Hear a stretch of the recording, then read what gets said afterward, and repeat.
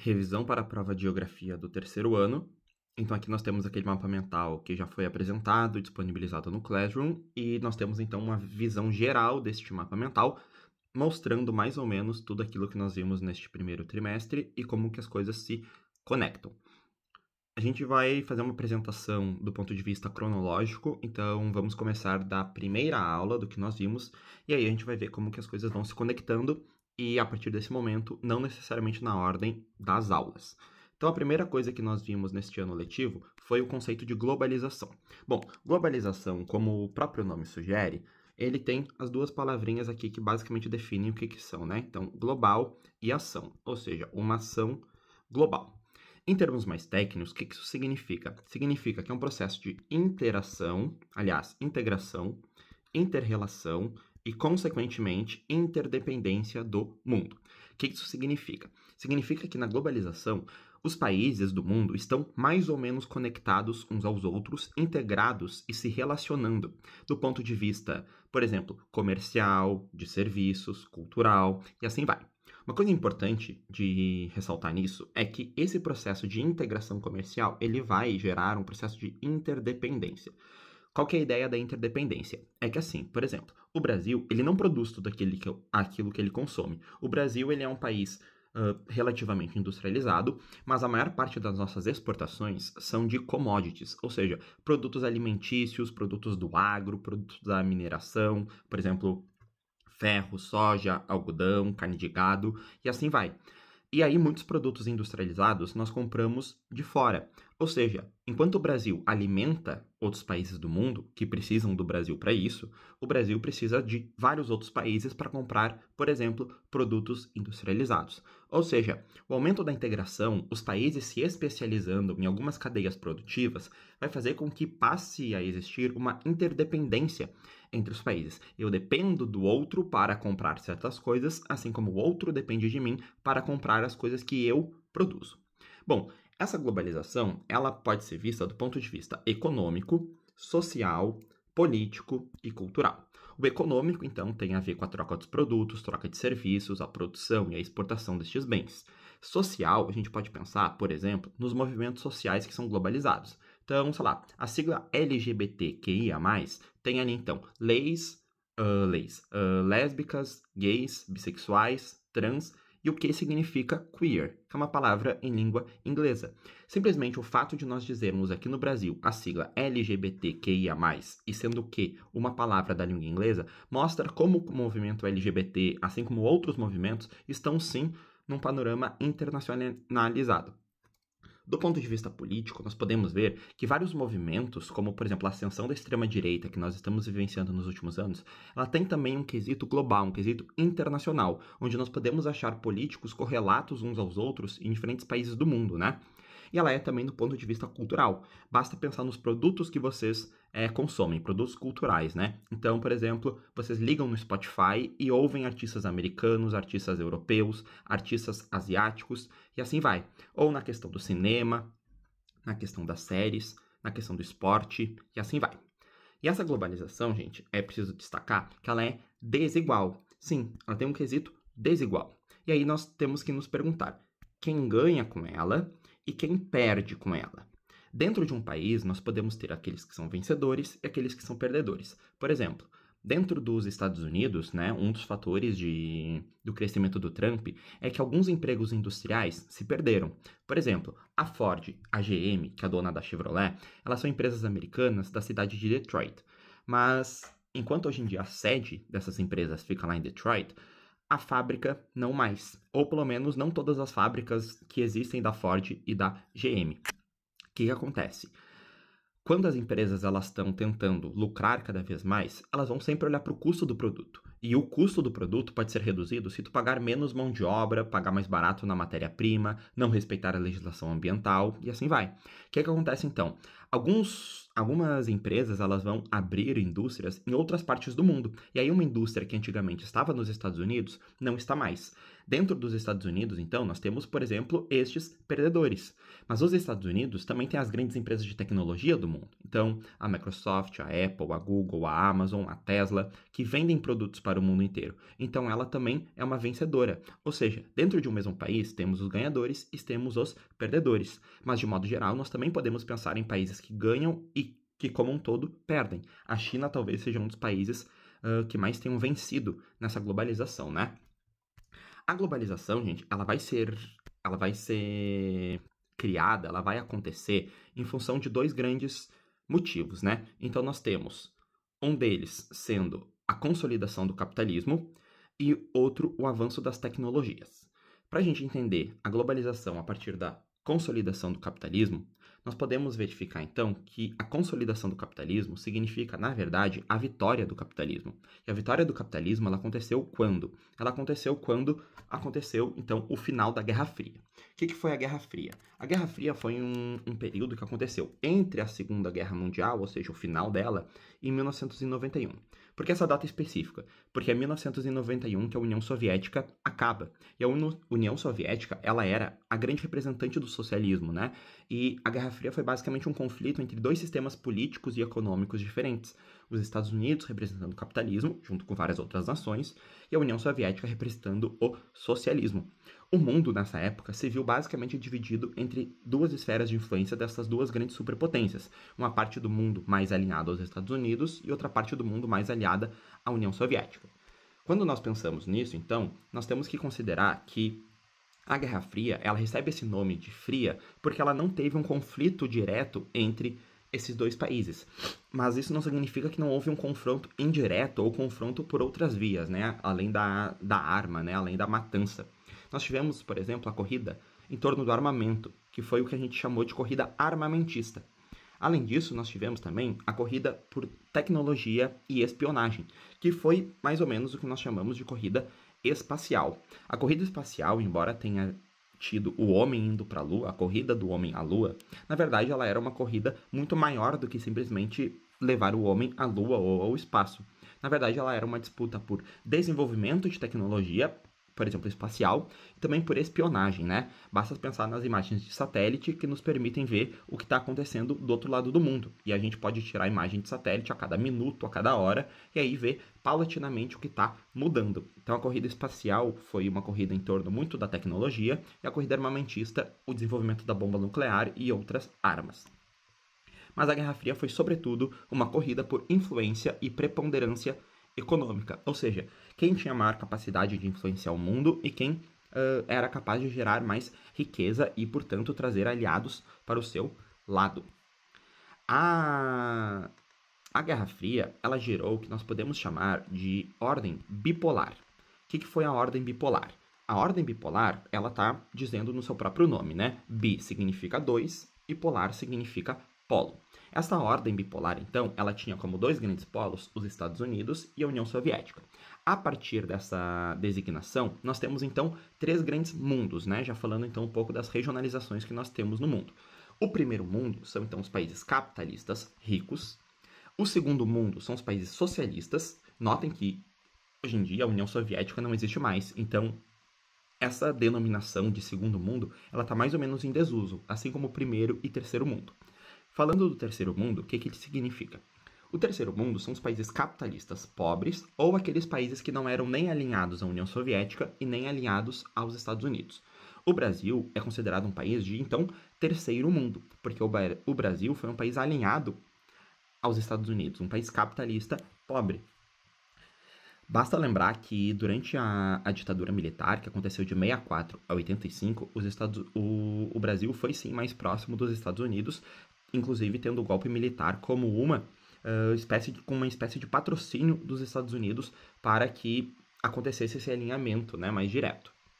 A ordem bipolar, então, gente, ela não durou para sempre, ela não é a ordem que nós temos hoje. Hoje em dia nós temos uma ordem que vai depender muito do pesquisador, vai depender muito do professor.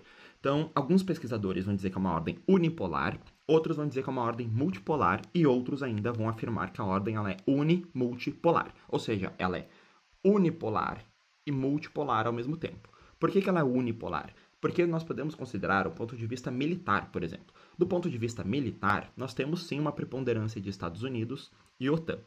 Algumas outras potências elas correm atrás, por exemplo, Rússia, China, Índia, etc.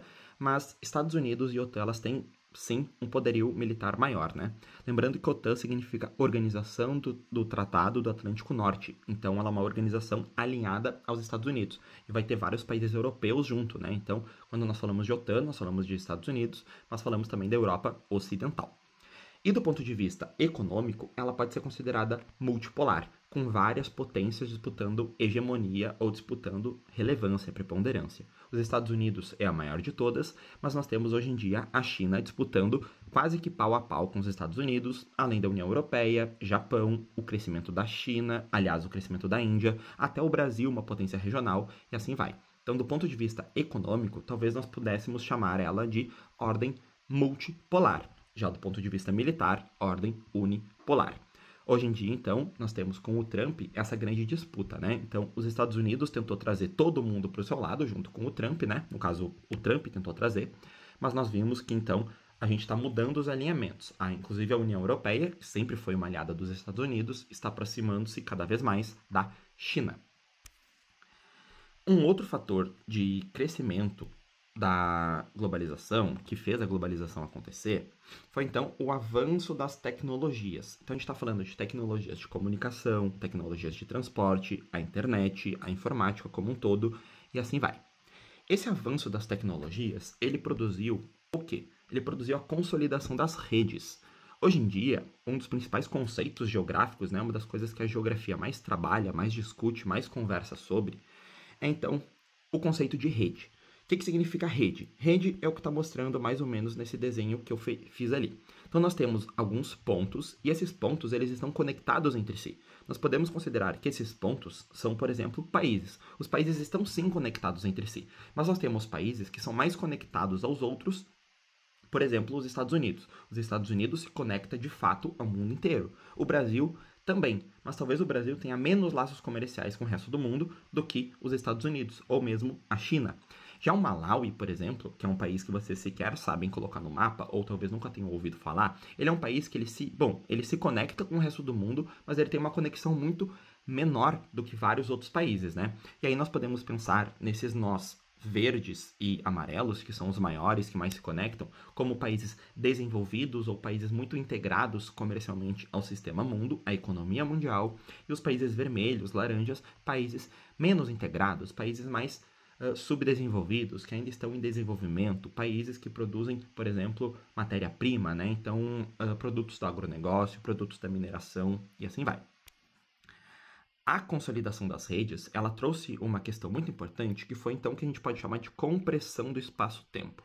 O que significa compressão do espaço-tempo? É como se o espaço-tempo estivesse diminuindo. Como assim? Não é compressão do espaço, não é compressão do tempo, é compressão do espaço-tempo, a mistura dos dois. Por quê? Bom, vamos pensar. Antigamente, para tu ir do Brasil à China, tu levava em torno, digamos, de 6 meses. Então eram 6 meses de barco, 6 meses de caravelas, navios, etc. Hoje em dia, nós estamos a 18 horas da China, ou 24 horas da China. Por quê? Porque nós vamos de avião. Ou seja, parece que a distância entre os países está menor. Por quê? Porque nós levamos menos tempo para ir de um lugar ao outro. Enquanto antigamente Brasil e China eram 6 meses, hoje são 24 horas, um dia.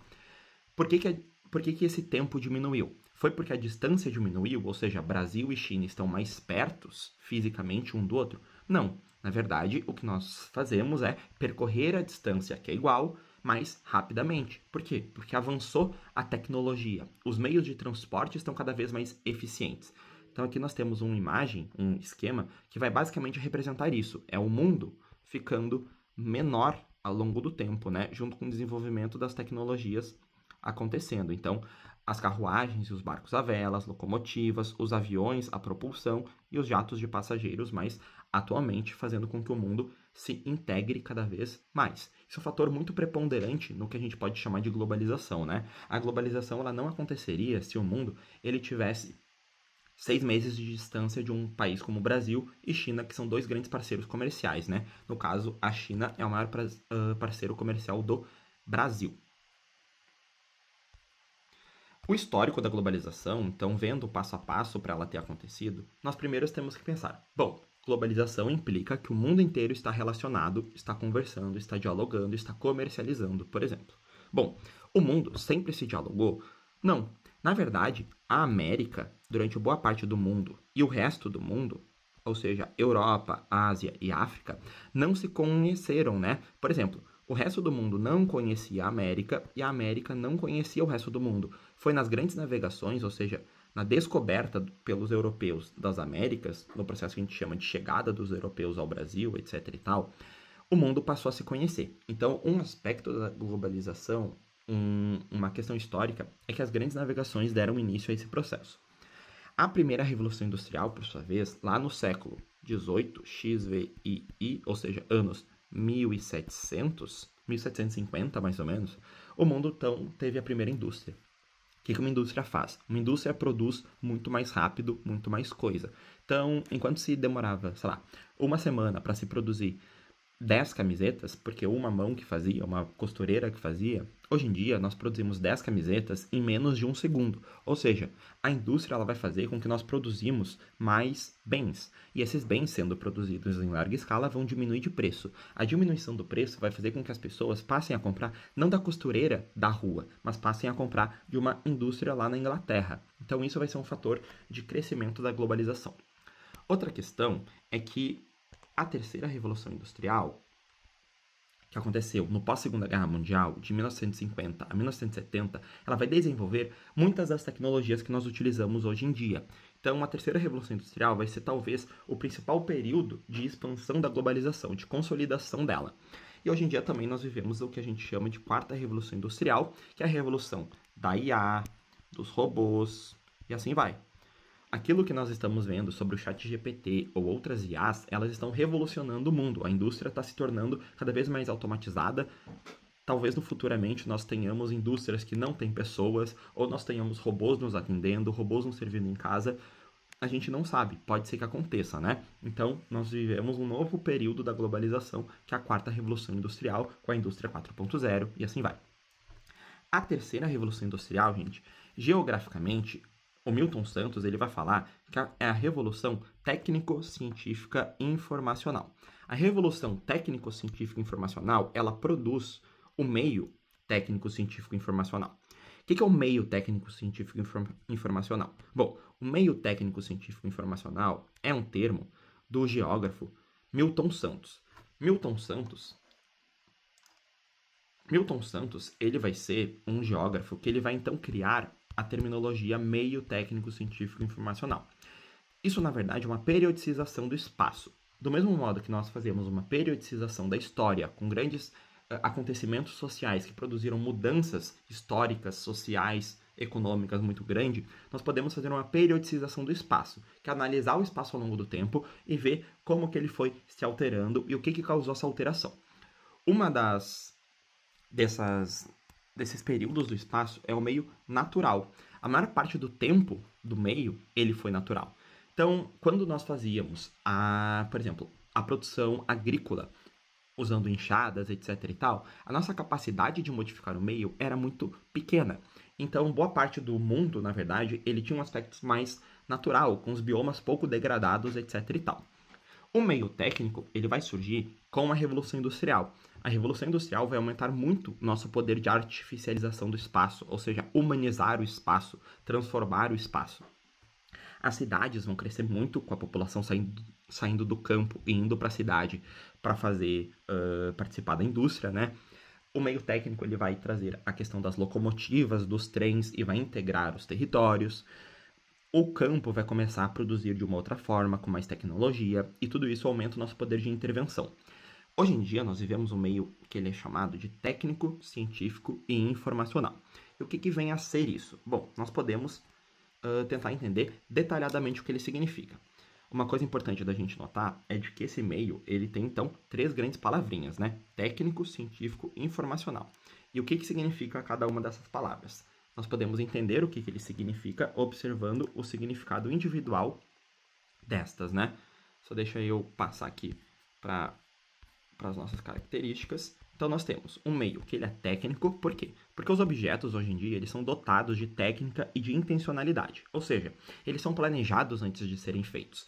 Observem que as classes na escola, elas são todas iguais. Elas têm, sei lá, 3 modelos diferentes, mas dentro de cada modelo, todas elas são iguais. Por quê? Porque é tudo feito a partir da indústria. Nós poderíamos fazer ela, sei lá, mais ou menos aleatoriamente, tipo assim, uma coisa meio no feeling, no sentimento. Ah, eu vou cortar a madeira, vai ficar desse tamanho, vou fazer os pés da mesa, e uma vai ficar diferente da outra. Poderíamos? Poderíamos, de fazer de maneira artesanal. Mas hoje em dia, os objetos, eles são feitos de maneira técnica, na indústria, com matemática. Então, tudo tem uma intencionalidade por trás. Bom, a novidade do meio técnico, científico e informacional é que ele é justamente também científico. Ou seja, gente, a produção dos objetos, a produção do espaço acontece com e a partir da ciência. O celular, por exemplo, ele é extremamente científico, os remédios extremamente científicos, um arranha-céu, ele é extremamente científico. Tudo isso tem muita pesquisa científica que cria inovação, que produz inovação.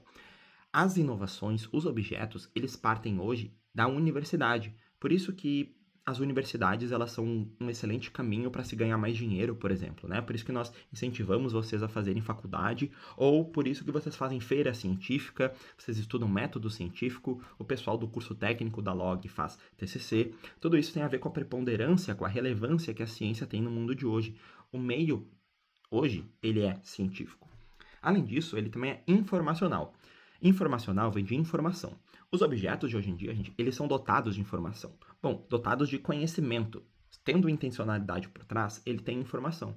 Mas eles têm informação no sentido de que o celular, ele produz informação, ele transmite informação. Ele é puramente informação. Um algoritmo do TikTok é pura informação. É saber o que vocês são, o que vocês gostam e o que vocês vão gostar. O meu notebook que eu estou usando para gravar está transmitindo informação. Essa aula aconteceu presencialmente para algumas turmas, mas agora eu estou gravando ela, publicando na internet. Ou seja, a internet também é um meio de transmissão de informação. Hoje em dia, o mundo, ele é o mundo das smart things. Vocês estão usando, talvez vendo essa videoaula, num smartphone. Hoje em dia, nós vivemos um mundo smart, né? Então, o meio técnico, científico e informacional significa mais ou menos isso.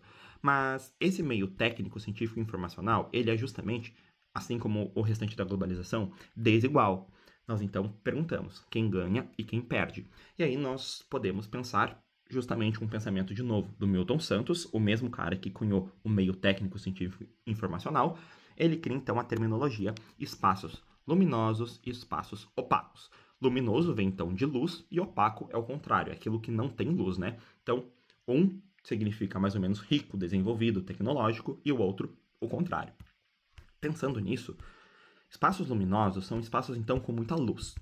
Na aula, eu apresentei esse conceito colocando vídeos, por exemplo, de Hong Kong com drone ou Tóquio, no Japão, e a gente podia ver, então, as luzes da cidade. Bom, luminoso não vem disso, não vem do LED que está presente na cidade, embora também seja uma das características, um dos aspectos, uma das facetas de um espaço luminoso. Mas luminoso, nesse sentido, vem então de informação, ou seja, a informação do espaço científico informacional é sobre isso. Espaços luminosos são espaços com muita informação. Por que ele chama de luminoso e não informacional? É porque a luz, ela traz a ideia de informação. Ou melhor, a informação ela é representada com luz. O símbolo da inteligência artificial são 3 luzinhas, aquele emoji, né, das estrelinhas. Ou a própria palavra esclarecer significa trazer informação. Esclarecer as coisas é entender melhor, é ter mais informação sobre uma situação, sobre uma relação, sobre um fato. Espaços luminosos são espaços, então, que eles são muito densos em técnica, ou seja, eles são densos naquilo que faz um país ser integrado ao outro. Por exemplo, ele é denso em infraestrutura, ele é denso em tecnologia, ele é denso em informação, em produção de conhecimento, em educação, e assim vai. São espaços, de modo geral, que são desenvolvidos com tecnologia. Eles são também centros de decisão, né? É onde as decisões econômicas do mundo, ou da cidade, ou do país, são tomadas. Ou seja, eles têm uma certa intensidade de fluxos. São os grandes centros da globalização. Tóquio é toda tecnológica porque ela também é rica.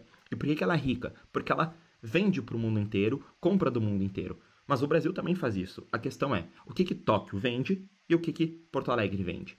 Existe espaço luminoso em Porto Alegre? Existe. As zonas mais ricas de Porto Alegre são espaços luminosos. Aqueles prédios envidraçados, aqueles prédios grandes, onde ficam as grandes empresas, são espaços luminosos. Mas na mesma Porto Alegre, nós temos o Rubem Berta, o Mário Quintana, a Vila Cruzeiro, o Humaitá, que são espaços não luminosos, mas espaços opacos, ou seja, espaços que não são aquilo que nós vimos até agora. O Brasil talvez seja um espaço nem luminoso, nem opaco, no meio termo. Já os Estados Unidos, de modo geral, é um espaço luminoso, mas 100% dele é? Não. Então, nós podemos pensar que os espaços opacos são espaços subdesenvolvidos. Espaços subdesenvolvidos, ou, por exemplo, bairros pobres, são, no caso, países subdesenvolvidos, também chamados de países em desenvolvimento. Já os espaços luminosos, eles são o contrário de países subdesenvolvidos, ou seja, são países desenvolvidos. E no caso de uma cidade, são, por exemplo, os bairros ricos. Quando nós falamos de países desenvolvidos e países subdesenvolvidos, nós então estamos falando das regionalizações.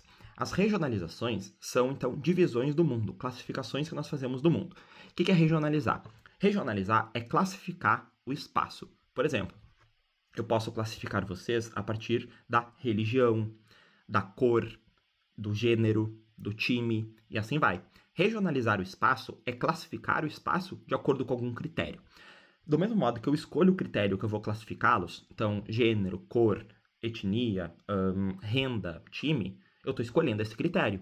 Um pesquisador que vai regionalizar o mundo também escolhe esse critério. Logo, nós temos várias regionalizações diferentes. Inclusive, vocês podem criar uma regionalização se vocês bem entenderem. Então, quais são as grandes regionalizações que nós temos? Em sala de aula eu trouxe, então, 4 grandes regionalizações. Uma delas nós já vimos, que é a regionalização dos 3 mundos. Então, primeiro mundo, países capitalistas ricos. Segundo mundo, países socialistas. E terceiro mundo, países capitalistas pobres ou países não alinhados. Essa regionalização, aqui eu tenho um texto que eu não vou ler, mas eu vou deixar um tempo para que vocês possam pausar o vídeo e ler melhor, para compreender melhor. Essa regionalização ela não mais existe, porque ela dependia da União Soviética existir, do mundo estar dividido entre capitalismo e socialismo. Vem uma pergunta, Sor, não existe mais país socialista? Sim, existe. Cuba e Laos são países socialistas, por exemplo, ou mesmo a Coreia do Norte. A China se diz socialista, mas ela é de fato. Bom, essa é uma discussão bem mais complexa. A gente está se perguntando então sobre o que é o socialismo. O socialismo é um socialismo soviético da planificação econômica? Não necessariamente. Existem várias vertentes do socialismo. No caso, a China muitas vezes se diz socialista com características chinesas. Ela, por exemplo, adota o livre mercado. E aí a gente se pergunta, será que a China não é capitalista? Bom, enfim. Aqui é o mapa do primeiro, segundo e terceiro mundo, lá em 89. 89 é, no caso, o ano em que o Muro de Berlim caiu. 2 anos antes da União Soviética acabar, se dissolver. Então nós podemos ver que nós temos os países amarelos, que são os países de primeiro mundo. Então nós temos aqui Estados Unidos, Canadá, nós temos aqui a Europa Ocidental, com Reino Unido, Alemanha, França, Escandinávia, e nós temos também Austrália e Nova Zelândia. Já os países de segundo mundo, que são os países socialistas, nós temos então a União Soviética com a maior relevância de todos. Nós temos também a China, que não era exatamente amiga da União Soviética. Nós temos os países europeus que não eram exatamente União Soviética. E nós temos alguns países africanos e países do continente asiático. Até Cuba, Cuba, aqui perto do Brasil, onde a União Soviética levou mísseis e quase começou uma guerra nuclear. E nós temos também os países em verde, que são os países de terceiro mundo. Terceiro mundo, então, países capitalistas pobres ou não alinhados. E aí nós podemos ver, então, a América Latina basicamente inteiramente verde. Isso aconteceu, em partes, porque os Estados Unidos, entre aspas, patrocinou golpes militares na década de 60 e 70 nos países do mundo. A nossa ditadura militar aconteceu em virtude disso. Tanto que uma das razões de justificar o golpe militar, sim, foi uma ditadura militar, ponto, foi a questão da ameaça comunista, A ameaça comunista, que a gente não sabe se existe, mas que foi utilizada como justificativa para a implantação de um golpe militar e de uma ditadura alinhada aos Estados Unidos. Hoje em dia, os países de terceiro mundo, eles não vão necessariamente ser chamados de terceiro mundo, mas eles podem ser chamados de outras coisas. Bom, então vendo uma outra regionalização, a gente pode ver então a regionalização centro e periferia. A regionalização centro e periferia, ela vai ter uma definição mais complexa. De novo, o texto eu vou deixar aqui para vocês pausarem o vídeo e lerem melhor. Mas então, quando a gente pensa em centro, a gente tem que pensar numa relação que é como se fosse o centro da cidade e uma favela de uma cidade. O centro de uma cidade, ele vai ser onde se concentram os serviços, o comércio, as melhores moradias. As pessoas vão pagar mais caro para morar perto do centro, né? Por isso que o centro de esteio, ele é, por exemplo, mais caro do que, sei lá, a antena, que fica muito longe. Se nós temos o centro, nós temos o que não é centro, o que está longe do centro. E o que está longe do centro? O que está longe do centro é a borda, é a margem, é a periferia, é a circunferência. Bom, então nós temos o centro, e é no centro que as decisões de uma cidade são tomadas. Onde que a prefeitura de uma cidade fica? Ela fica na periferia, na borda, no final da cidade, ou ela fica no centro? Pensando que é a prefeitura que toma várias decisões dentro da cidade, nós podemos pensar que o centro está ligado à tomada de decisões. E aí nós temos então uma regionalização que vai trazer a questão do centro, semiperiferia e periferia. Essa regionalização, no caso, ela ainda é utilizada, mas ela diz respeito à teoria da dependência, que é uma teoria muitas vezes nascida em países latino-americanos para pensar essas questões. Então, nós vamos criar 3 distinções: centro, semiperiferia e periferia. Centro são, de modo geral, os países que são desenvolvidos, os países que produzem artefatos tecnológicos de maior necessidade de conhecimento, informação, produtos mais caros. A periferia vai ser o oposto, então produtos pouco densos tecnologicamente falando, ou seja, produtos mais simples, produtos mais básicos. Geralmente produtos do agronegócio, então da produção agrícola e pecuária, né? Agrícola produzindo com plantas, né? E pecuária com animais. E produtos de mineração. Então países que produzem muito isso e que não têm uma indústria nacional, por exemplo. E a semiperiferia está no meio termo. A semiperiferia podem ser países, por exemplo, que são ricos, mas que exportam petróleo, então países do Oriente Médio. O Oriente Médio são países ricos, mas que exportam petróleo. Eles não são exatamente países desenvolvidos, eles são países, nessa teoria, considerados de semiperiferia. A semiperiferia também tem o Brasil. Por que o Brasil? Mas o Brasil não exporta soja, gado, etc. Exporta. Mas o Brasil também tem uma indústria. Muitas coisas que vocês consomem, ou, por exemplo, esse notebook, meu celular, foram produzidos no Brasil, ou pelo menos montados no Brasil. Então, sim, nós temos uma indústria. Nós, inclusive, exportamos produtos industriais. Nós exportamos, sim, carros, nós exportamos roupa, nós exportamos sapato, calçados, nós exportamos aviões com a Embraer. Então, sim, nós temos uma indústria que ela é de baixa e média tecnologia.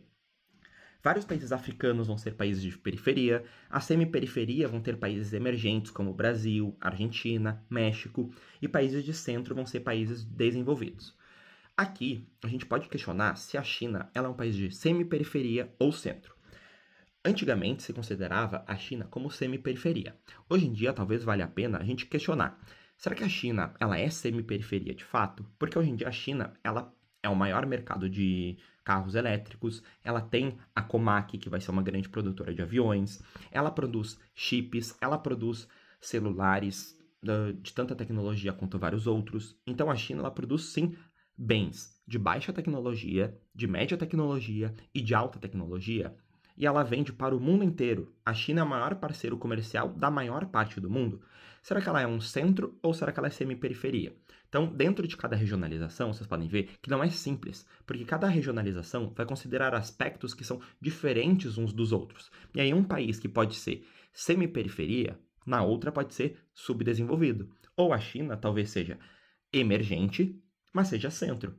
E aí, a gente cabe discutir, levar em conta essas questões fundamentais, levar em conta essas diferenças, essas nuances, esses detalhes. Uma outra, então, regionalização é aquela regionalização mais famosa, que gira em torno de desenvolvimento. Então, aqui nós temos o texto falando sobre a regionalização do desenvolvimento. De novo, vou deixar um tempo para vocês terem tempo de parar o vídeo e lerem com mais calma. E aí nós temos, então, 3 grandes classificações: países desenvolvidos, países emergentes e países em desenvolvimento. Países desenvolvidos são países com produção econômica de alta tecnologia, países com grande renda e PIB per capita, países com grandes empresas, países com sede de multinacionais, e assim vai.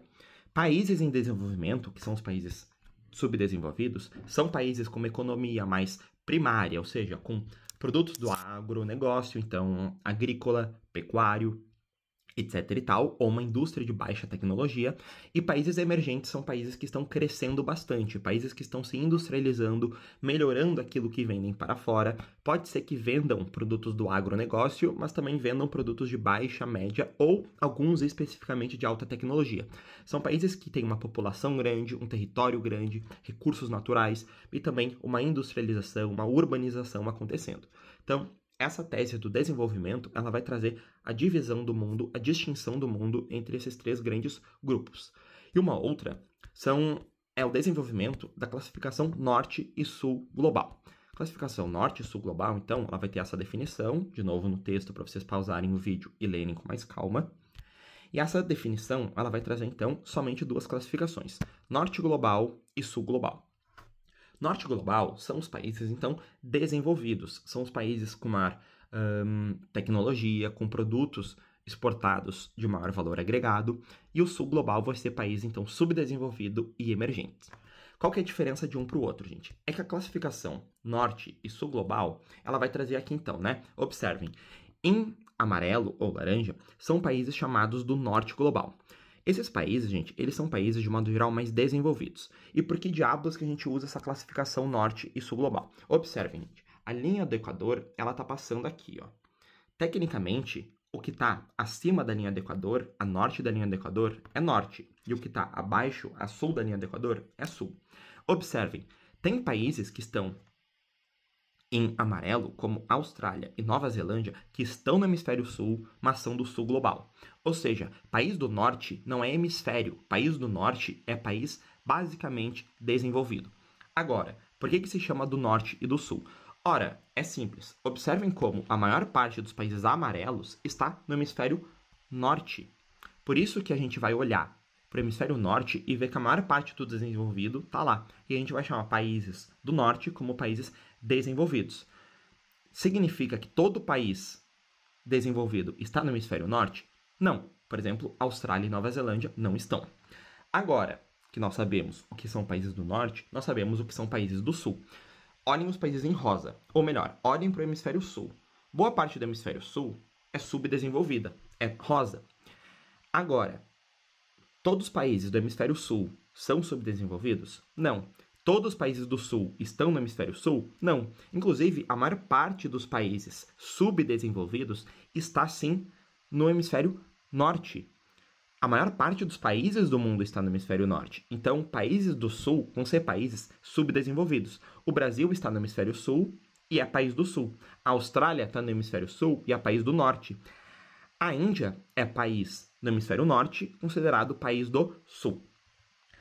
Hoje em dia, norte e sul global são terminologias muito utilizadas. Hoje em dia, existe o mundo se juntando em torno de um aspecto que eles vão chamar, então, o sul global. O que é o sul global? O sul global são os países subdesenvolvidos que eles vão tentar criar uma espécie de contra-hegemonia. Então, são países subdesenvolvidos, emergentes, que eles vão se unir e vão tentar criar uma nova ordem mundial, uma ordem onde eles tenham mais voz, onde eles tenham maior poder de decisão. Por exemplo, dentro da ONU, tem uma maior representatividade dentro da ONU, do Conselho de Segurança. O BRICS é até um grupo que gira um pouco em torno disso. Então, a união de vários países emergentes, subdesenvolvidos, tentando ganhar mais espaço no mundo, né? Tentando fazer com que as instituições criadas na globalização tragam maior voz aos países subdesenvolvidos. Então, inclusive, a América Invertida, que é uma pintura do Joaquim Garcia Martim, ou Torres, acho que é Garcia Torres, desculpa. Ela vai trazer uma perspectiva decolonial da América Latina não ser simplesmente um pet dos países desenvolvidos, mas ter o seu próprio desenvolvimento, poder pensar em si sem necessariamente recorrer à Europa, recorrer aos Estados Unidos. Então, o Sul Global está falando um pouco também disso, de ter maior relevância, autonomia, independência para pensar o seu próprio futuro, ter instituições onde eles tenham mais voz. As 4 regionalizações são basicamente essas, mas então vamos tentar ver outros mapas que melhorem a nossa visão. Nós já vimos, então, dos três mundos, né? E aqui nós estamos vendo também, então, os países centrais, semiperiféricos e periféricos. Observem, os países centrais são esses países em roxo aqui, né? Então, os países desenvolvidos. Já os países periféricos são países mais pobres. Observem, boa parte do continente africano é periférico. Eles exportam muito produtos básicos, produtos do agronegócio. E nós temos, então, alguns países semi-periféricos, como, por exemplo, o Brasil, a Argentina, a Índia, a Rússia e assim vai. São países que produzem produtos do agro, produtos de baixa tecnologia, média tecnologia e alguns destes produzem de alta tecnologia. O país semiperiférico vai fazer uma espécie de transição entre o central e o periférico, vai ser mais ou menos o meio termo. E aqui nós podemos ver, gente, observem como é diferente um do outro, né? É a mesma definição, mas olha só. Enquanto aqui a Rússia ela é considerada um país central, observem, ela está em vermelho. No outro mapa, ela é tida como um país semi-periférico. Do mesmo modo que aqui ela não traz semi-periferia. E enquanto a China é tratada como semi-periférico, na outra, aliás, aqui ela é periférico, na outra ela é semi-periférico. Então observem, é a mesma classificação, mas os autores vão colocar países diferentes dependendo do que eles pensam. Até agora a gente falou muito sobre desenvolvimento, regionalização, mas uma questão importante é, beleza, e como que se mede desenvolvimento de um país? Como que se mede qualidade de vida de um país? Então, a gente pode medir qualidade de vida, a gente pode comparar países utilizando múltiplas possibilidades, várias formas. Se vocês quiserem criar a sua classificação de desenvolvimento, vocês podem? Podem. Por quê? Porque vocês vão estabelecer critérios que dentro do pensamento de vocês, dentro da classificação, vão fazer sentido. Agora, eles vão ser perfeitos? Não, longe disso. Por isso que nós temos várias formas de classificar.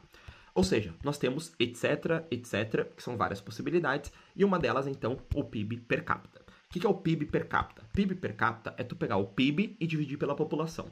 Mas, senhor, o que é PIB? PIB é Produto Interno Bruto. Produto Interno Bruto é quanto que por exemplo, país produziu ao longo de, por exemplo, um ano. Então, quanto que o Brasil produziu ao longo de um ano? Qual é o tamanho da economia brasileira? Tu vai pegar este PIB, esta economia, e vai dividir pela população. Ou seja, é um cálculo de média. Ele vai, na verdade, responder a uma pergunta. Se todos ganhassem, se todos produzissem a mesma coisa, quanto que cada um ganharia? Quanto que cada um produziria? E você tem que pensar, bom, beleza. Se todo mundo produzisse a mesma coisa, ganhasse a mesma coisa, quanto que ganharia? Ah, interessante. Tá, mas no Brasil as pessoas ganham a mesma coisa? Na verdade não, né? No Brasil nós temos salários radicalmente diferentes. Ou seja, o PIB ele vai mascarar desigualdades. Uma coisa interessante de pensar é que o PIB per capita do Brasil ele é mais ou menos 60 mil reais. 60 mil reais dividido por 12 dá um salário médio de 5 mil reais por mês. 5 mil reais por mês daria uma qualidade de vida grande para basicamente todo mundo. Agora, os brasileiros ganham todos bem? O nosso cenário é esse conto de fadas? Não. O salário que faz tu ser mais rico que metade da população brasileira e mais pobre que metade da população brasileira é, na verdade, R$ 1.900. Gente, R$ 1.900 é muito menor que 5 mil reais. Ou seja, o PIB per capita, ele mascara desigualdades. Ele tem a sua serventia? É claro que tem. Quando nós vamos comparar países, é evidente que PIB per capita maior vai significar que aquele país é mais rico. Mas isso não necessariamente significa que todo mundo vive bem. Pelo contrário, tem muitos países com PIB per capita elevado, onde boa parte da população vive miseravelmente. E aí nós vamos, então, nós vamos fazer uma pergunta. Como que a gente leva toda a população em conta no cálculo? Beleza, com 5 mil reais tu consegue pagar por tudo, viver, por exemplo, sem o uso do governo. Beleza, mas isso é para todos? Não. Então, a gente, se fazendo essa pergunta, a gente vai estabelecer outros índices. Nós vamos considerar múltiplos fatores, múltiplas perspectivas. E aí a gente tem, então, o cálculo do IDH. Gente, o IDH poderia ter vários fatores dentro dele, mas nós levamos em conta apenas 3. Quem criou o IDH, né, a ONU, ela pensou assim, quais são as 3 questões que precisam ter na vida de qualquer um? Quais são os 3 fatores que nós podemos considerar para medir qualidade de vida e que todo país consiga calcular, para a gente poder comparar? E aí eles trouxeram escolaridade, ou seja, educação. O acesso à educação, quanto se estuda, o quão inteligente as pessoas são, quão bem formadas elas são. E aí, o que escolheram usar foi anos de estudo. Poderia ser uma prova internacional? Poderia, mas ela teria seus problemas. Anos de estudo foi o escolhido, é talvez mais simples de calcular, mas também traz as suas problemáticas.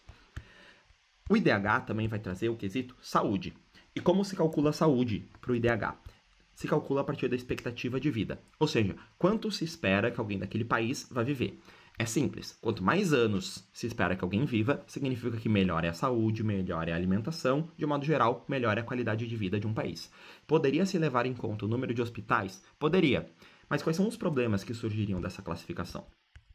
E aí o outro critério que o IDH vai utilizar é então o que a gente chama de renda per capita. A renda per capita, gente, ela é muito parecida com o PIB per capita, mas notem que o IDH traz o PIB per capita, ou no caso, a renda per capita, mas não é ela sozinha.